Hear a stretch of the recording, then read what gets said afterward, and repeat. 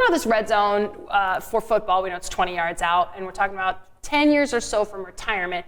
Thinking about that, is that an age for people? Do people get an age in their mind when they're going to retire, or how do they figure out their red zone? It's a little bit different for everybody, and we work with those within that red zone and already retired, but the age difference between our youngest and our oldest is significant, and that's because that red zone is a little bit different for everybody.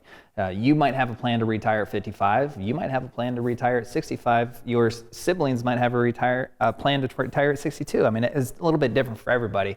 But how you go about figuring that out is also multifaceted. One is you have to be emotionally ready. You have to have a plan to say, I'm not going to work Monday morning. What else am I going to do? Where else am I going to find purpose? What is going to fulfill me in a way, or fulfill you in a way that you've always been fulfilled before? But then you also have to be financially ready and be able to make these decisions you will have to make with confidence. And you have to have that written retirement playbook, so that will enable you to execute the plays that you need to execute to make these decisions. And AnnaMarie, I think sometimes people get more of a number in mind than a sense, like Loren's talking about, of your emotions and your financial situation, and they say, I can't retire till 65 because of Medicare. And yeah, that's probably true for some people, but you're here to talk about some of the options you can run if you want to retire at a different time. That's right. The big thought out there is, well, I have to work until 65 because that's where I'm Medicare eligible. Otherwise, it can be quite costly, but retiring before the age of 65 for healthcare. That's probably behind the question behind, do I have enough money to retire?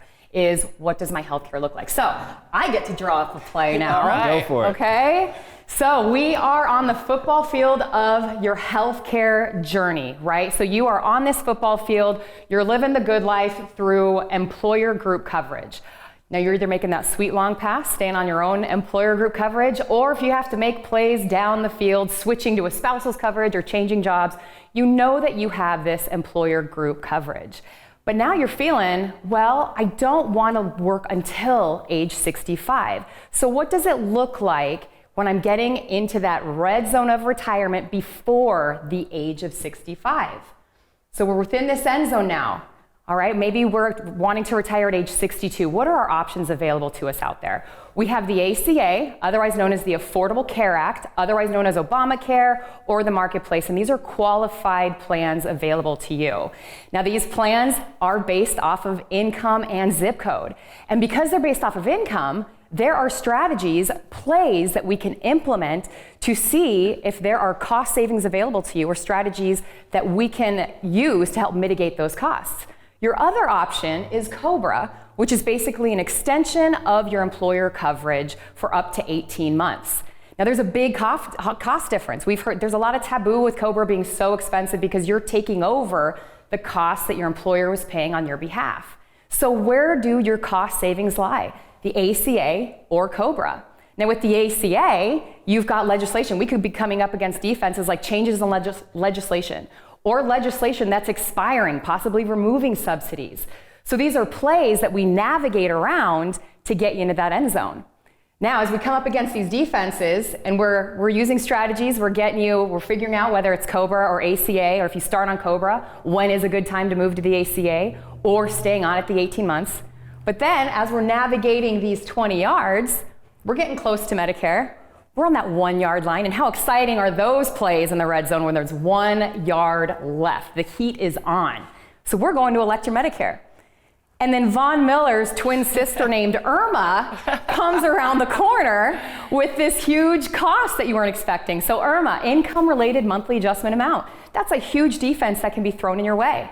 And what this is a 2-year look back the government does from the time you elect Medicare at what your modified adjusted gross income was 2 years previously.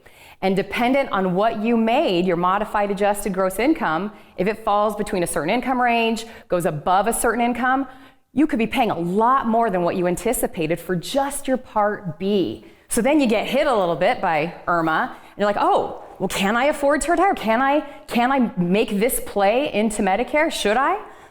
And that's when we have these strategies, filing an appeal. What planning has been done so we can bypass Irma, be prepared, set up that interference so that we can make it into the end zone of Medicare. Touchdown. Okay, I want to suit up. I'm ready. I want the Medicare. Give me the Medicare. That was a great explanation of that. And I keep hearing you say the word income, and I wonder, you guys sit down with people and talk about this, but I wonder if people out there are going, but I make what I make, guys. I get the payroll, I get the check from my boss, and I make what I make, and then I pay what I pay. I mean, I think maybe sometimes people feel like they can't control that income. So I think I've heard you guys say this is where you work together on some of that. Yeah, and that's true, especially when you're working. I mean, when you're working, you don't want to decrease your income. You don't want to decrease your salary because you're working hard, you're good at what you do. You want to make as much as you can.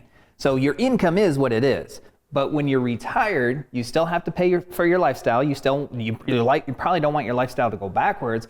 But if you have a playbook that diversifies where your income's coming from a tax standpoint, now you can control your taxable income, which has the impact on Von Miller or Irma.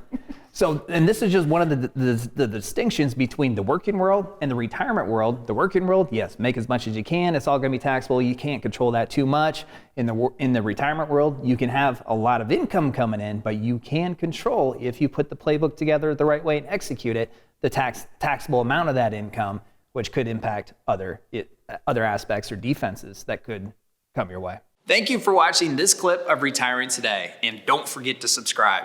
If you have questions about your retirement plan, take advantage of the complimentary 15-minute retirement checkup phone call.